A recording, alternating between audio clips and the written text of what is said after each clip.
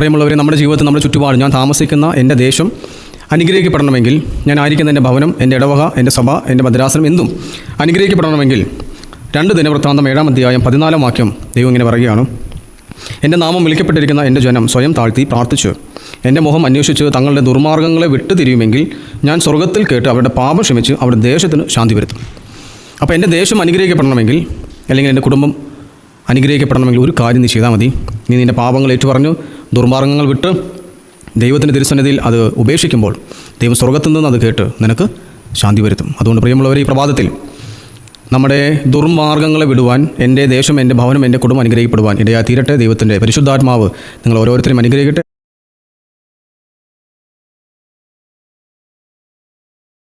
മാമോദീസായിലൂടെ എന്നിൽ ഇറങ്ങി വന്ന പരിശുദ്ധാത്മാവെന്ന ആ കാര്യസ്ഥൻ എന്നോട് സംസാരിക്കാറുണ്ടോ? ഈ പ്രാർത്ഥനയൊക്കെ കഴിഞ്ഞ് ഒരു 10 മിനിറ്റ് ഒന്ന് താണിരുന്ന് പരിശുദ്ധാത്മാവിനെ കേൾക്കാൻ നമ്മൾ ഇതുവരെ മനസ്സ് കാണിച്ചിട്ടുണ്ടോ?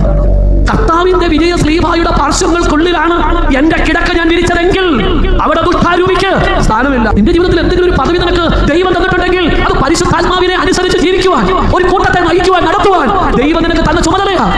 അതും ലംഘിച്ചാണ്, അതിരുവിട്ടാണ് പോകുന്നതെങ്കിൽ പിന്നെ നിന്നെ രക്ഷിക്കാൻ ആർക്കും ഒരു കുംഭസാരത്തിലൂടെ അല്ലാതെ നഷ്ടപ്പെട്ടതിനെ വീണ്ടെടുക്കുവാനായിട്ട് സാധ്യമല്ല. പ്രിയപ്പെട്ടവരെ, ഇന്ന് നിനക്ക് സപ്പോർട്ട് വരുന്നവരുണ്ടല്ലോ, നീ നശിച്ചു കഴിയുമ്പോൾ മാറി നിന്ന് ചിരിക്കും. അതുകൊണ്ട് ക്രിസ്തുവിന്റെ മണവാട്ടിയായി വേർതിരിക്കപ്പെട്ടിരിക്കുന്ന എന്റെ മരണത്തിനോ എന്റെ ജീവനോ മറ്റു യാതൊരു സൃഷ്ടിക്കോ നമ്മുടെ കർത്താവായ യേശു ക്രിസ്തുവിലുള്ള സ്നേഹബന്ധത്തിൽ നിന്ന് നമ്മെ വേർതിരിപ്പാൻ കഴിയുകയില്ല എന്ന് ഉറച്ചുകൊള്ളുക. ഈ ഉറപ്പിൽ നിൽക്കുന്നവരോടാണ് പറയുന്നത്.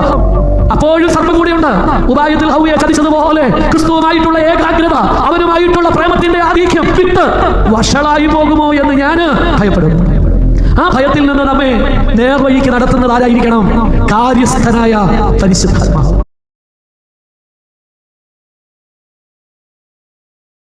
ശരിക്കും നിങ്ങൾക്ക് family time, quality time spend ചെയ്യാൻ കിട്ടുന്ന ദിവസമാണ് വീക്കെൻഡ്. ആ വീക്കെൻഡിന്റെ ഒരു ഞായറാഴ്ച ദിവസത്തിന്റെ നല്ല പകുതി നിങ്ങൾ സഭയ്ക്ക് വേണ്ടി കർത്താവിനോടുള്ള സ്നേഹത്തെ പ്രതി കൊടുക്കുകയാണ്. അപ്പോൾ നിങ്ങൾ ശുശ്രൂഷ വലുതാണ് കേട്ടോ. ആരെക്കാളും പുറകിലല്ല നിങ്ങൾ. വലിയ ശുശ്രൂഷയാണ് നിങ്ങൾ സഭയിൽ ചെയ്യുന്നത്. ഒരു വൈദികന് ഒരു ഇടവകയിൽ ചെയ്യേണ്ടതിനെ ജനത്തിലേക്ക് എക്സ്റ്റെൻഡ് ചെയ്യുന്ന മിനിസ്ട്രിയാണ് നിങ്ങൾ ചെയ്യുന്നത്. നിങ്ങൾ അൾത്താരയെ ക്ലാസ് മുറിയിലേക്ക് എത്തിക്കുക. അൾത്താരയ്ക്കും ക്ലാസ് മുറിക്കും ഇടയ്ക്കാണ് നിങ്ങളുടെ സ്ഥാനം. അൾത്താരയിൽ നിന്ന് ആരംഭിക്കുന്ന കൃപയുടെ ഒഴുക്ക് ക്ലാസ് മുറികളിലേക്ക് എത്തിക്കുന്ന നീർപ്രവാഹങ്ങളാണ് ഓരോ മതാധ്യാപിക എന്ന് ഓർത്തേക്കണം. മനസ്സിലായോ? ഒരു സന്തോഷമൊക്കെ തോന്നിയില്ല ഇത്രയും കേട്ടപ്പോൾ? ഇങ്ങനെ കാര്യം പറയട്ടെ, മറ്റു മനുഷ്യരില്ലേ, ഇടവകയിലെ മറ്റു മനുഷ്യർ, ജീവിത പങ്കാളിയോ അയൽപ്പക്കാരോ മറ്റു ഇടവകാംഗങ്ങളില്ലേ, അവരെ വിധിക്കുന്ന അളവ് കൊണ്ടാകില്ല കർത്താവ് നിങ്ങളെ വിധിക്കാൻ പോകും. നിങ്ങൾക്ക് വേറെ ഒരു വിധി കാത്തിരിപ്പുണ്ട്. കർത്താവ് ഒരു ചോദ്യം ചോദിക്കും: എന്റെ മക്കളെ എല്ലാ ഞായറാഴ്ചയും 1 മണിക്കൂർ നിന്റെ കൈകളിൽ ഏൽപ്പിച്ചിട്ട് നീ എന്താണ് ചെയ്തത്? നീ ആ പുസ്തകം തിരിച്ചും മറിച്ചും 2 പ്രാവശ്യം വായിച്ച് കേൾപ്പിച്ചിട്ട് എല്ലാം മനസ്സിലായില്ലേ എന്ന് ചോദിക്കുകയായിരുന്നോ? അതോ അതിനുവേണ്ടി ഒരുങ്ങി ഏറ്റവും ഭംഗിയായി കുഞ്ഞുങ്ങൾക്ക് വിശ്വാസം പറഞ്ഞു കൊടുത്തോ? നിന്റെ ജീവിതം കൊണ്ട് നീ വിശ്വാസം പ്രഘോഷിച്ചോ? ഇങ്ങനെ ഒരു ചോദ്യം നിങ്ങളുടെ തലയ്ക്ക് മുകളിൽ നിൽപ്പുണ്ട്. മറ്റൊരു വിധിയുടെ വാള് നിങ്ങളുടെ മേലുണ്ട് എന്ന് ഓർത്തേക്കണം. അപ്പൊ കുറച്ചുപേര് ചിന്തിക്കും, ഞാൻ നിർത്തിയച്ചു, എനിക്ക് വയ്യ, ആ വാളിന്റെ കീഴിൽ നിന്നോട്ട് ഈ പണി ചെയ്യാനെന്ന് വിചാരിച്ച് നിർബന്ധിച്ചുകൊണ്ട് ഈ പണി ചെയ്തതാണ്. നിങ്ങൾ പേടിക്കരുത്. നിങ്ങളെക്കാൾ വലിപ്പവും മൂർച്ചയുമുള്ള വാള് ഞങ്ങളുടെ തലയ്ക്ക് മുകളിൽ കിടപ്പുണ്ട്. ഞങ്ങൾക്കെതിരെ കേട്ടോ ബൈബിളിൽ ഏറ്റവും വലിയ വിധി കിടക്കുന്നത്. നിങ്ങൾ ശ്രദ്ധിച്ചിട്ടില്ല? ഞങ്ങളുടെ ആശ്വാസം. പുരോഹിതർക്കെതിരെ ഒരു വിധി കിടപ്പുണ്ട് ബൈബിളിൽ. ഇങ്ങനെയാണ് വാക്യം: പുരോഹിത, നിനക്കെതിരായിട്ടാണ് എന്റെ വിധി, നീ എന്റെ ജനത്തെ പഠിപ്പിച്ചില്ല. അതുകൊണ്ട് പ്രബോധനം നമ്മുടെ നിയോഗമാണ്. പഠിപ്പിക്കണം, അതിനുവേണ്ടി നമ്മൾ ഒരുങ്ങണം. ക്ലിയർ?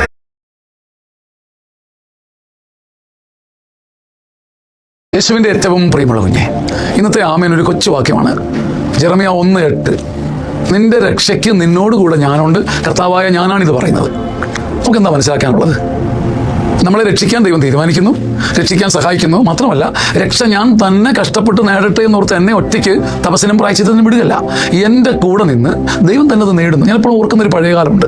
ഈ നെല്ല് കൊയ്യുന്ന പണ്ടത്തെ കാലത്ത് ഈ നെല്ല് കൊയ്ത് പോകുമ്പം നെല്ല് താഴെ വീഴും. അപ്പോൾ അത് എടുത്ത് സമ്പാദ്യമാക്കാൻ അച്ചാച്ചൻ അനുവദിച്ചിട്ടുണ്ട്.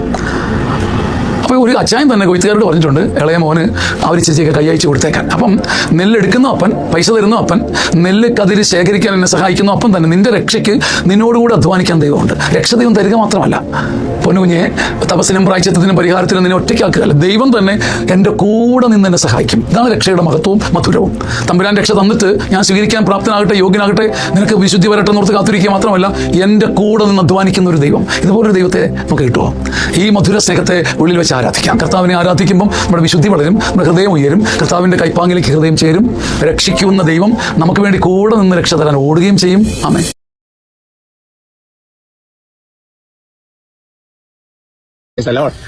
വിഷയം ലേവ്യർ 9-ാം അധ്യായത്തിൽ 23-ാമത്തെ തിരുവചനമാണ്. തലക്കെട്ട് ഇങ്ങനെയാണ്: ആദ്യം അകത്ത് കയറുക, പിന്നെ പുറത്തിറങ്ങുക. കുഴപ്പമില്ലല്ലോ. Leviticus chapter 9 verse 23. നല്ല വചനമാണ്. മോശയും അഹറോനും സമാഗമ കൂടാരത്തിൽ പ്രവേശിച്ചു എന്ന് പറയാണ്. എന്നിട്ട് അവർ ചെയ്ത കാര്യം, അവർ പുറത്തിറങ്ങി വന്ന് ജനത്തെ ആശീർവദിച്ചു. അടുത്ത വാക്യം, അപ്പോൾ കർത്താവിന്റെ മഹത്വം ജനത്തിന് ദൃശ്യമായി. മനോഹരമായ ഒരു വചനമാണ് സഹോദരങ്ങൾ. അത് ഞാൻ പറയാം, ആദ്യം അകത്ത് കയറുക, പിന്നെ പുറത്തിറങ്ങുക.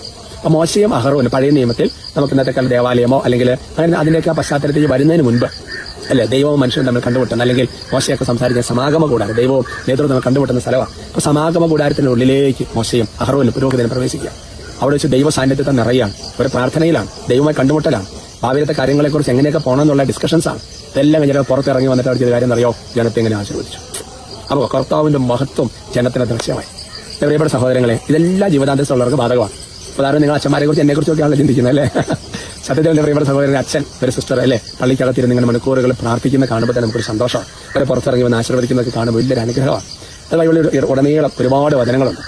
ഇത് തന്നെ നമ്മുടെ ജീവിതത്തിൽ ഇത് ബാധകമാണ്. ഉദാഹരണം പറഞ്ഞു കഴിഞ്ഞാൽ നമ്മൾ എന്ത് ചെയ്യുക, ഇപ്പോൾ കൊച്ചു പരീക്ഷയ്ക്ക് പോകാൻ പോയിട്ട് എഴുതാൻ പോകുന്നു, അല്ലെങ്കിൽ എന്താ പറയുന്നത് മറ്റേ നീറ്റ് എക്സാം ഒക്കെ എഴുതാൻ വേണ്ടി പോകുന്നു. ആദ്യം നിങ്ങൾ നകത്ത് കയറിക്ക്, മനസ്സിലാകുന്നുണ്ടോ എന്ന് പറഞ്ഞു കഴിഞ്ഞാൽ പറ്റുവാണെങ്കിൽ ഒരു ദിവസമൊക്കെ പോയി നിന്ന് പ്രാർത്ഥിച്ച് അല്ലേ, അപ്പോൾ പപ്പ മമ്മി ഒരു ബ്ലെസ്സിംഗ് ഒക്കെ വേണമെന്ന് പറയുമ്പോൾ, അല്ലെങ്കിൽ നിങ്ങളുടെ മകളുടെ കല്യാണമാണ്, വിവാഹമാണ്, മകന്റെ വിവാഹമാണ്, നിങ്ങൾ ഒരു ദിവസം ഫാസ്റ്റിംഗ് ഒക്കെ എടുത്ത് മുന്നോട്ട് കൊണ്ട് പ്രാർത്ഥിച്ചിട്ട് അല്ലേ, എന്നിട്ട് ആ സ്തുതിയൊക്കെ കഴിഞ്ഞ ശേഷം തലേക്ക് വെച്ച ബ്ലെസ്സിംഗ് കൊടുത്ത സമയത്ത് കൊടുത്തു പോയി 20 അനുഗ്രഹമാണ്. മാതാപിതാക്കന്മാരുടെ അനുഗ്രഹം മക്കളുടെ ഭവനങ്ങളെ ബലവത്താക്കുന്നുള്ള സത്യമല്ലേ? ശരിയല്ലേ? ചിന്തിച്ച് നോക്കിയേ. അതുകൊണ്ട് നമ്മൾ ഏതെങ്കിലും ഒരു ദൗത്യത്തിനൊക്കെ പോകുന്ന ഇറങ്ങുന്നതിന് മുൻപ്, അല്ലെങ്കിൽ വേറെ വേണ്ട, നിങ്ങളുടെ വിവാഹമാണ് വരുന്നത് അല്ലേ, ആ വിവാഹത്തിന് നമുക്ക് ഒരാഴ്ചയ്ക്ക് ഒരു പ്രയർ എടുത്ത്, ഇപ്പം ഞാൻ ഓർക്കാണ് ഈ പട്ടം സ്വീകരിക്കുന്ന ചമാച്ചന്മാരൊക്കെ ചിലപ്പോൾ ഒരാഴ്ചയ്ക്ക് ഇരുന്ന് ഇങ്ങനെ പ്രാർത്ഥിച്ച് ഇവിടെ സ്വീകരിക്കുന്നു. അതുപോലെ തന്നെ കൂതാശയല്ലേ വിവാഹമൊക്കെ. അങ്ങനെ നിങ്ങൾ ജീവിതത്തിന്റെ എല്ലാ മേഖലകളും അപ്ലൈ ചെയ്ത് നോക്കുക, എല്ലാ മേഖലകളും അപ്ലൈ ചെയ്ത് നോക്കാം.